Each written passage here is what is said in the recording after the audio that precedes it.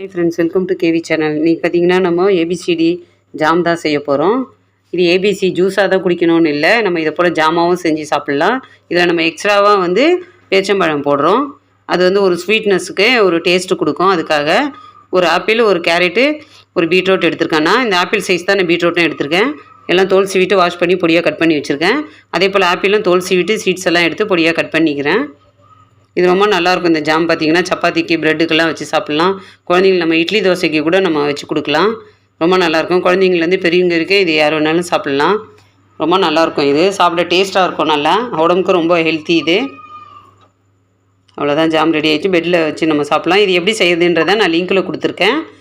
நான் வீட்டாண்ட இருக்கவங்களாம் இந்த ஜாம் செஞ்சு கொடுத்துக்கிட்டு இருக்கேன். உங்களுக்கு யாருக்காவது வேணும்னா மேலே ஸ்க்ரீனில் தெரிகிற நம்பருக்கு கால் பண்ணுங்கள். எவ்வளோ நல்லா இருக்கு பாருங்கள், சூப்பராக இருக்கும்.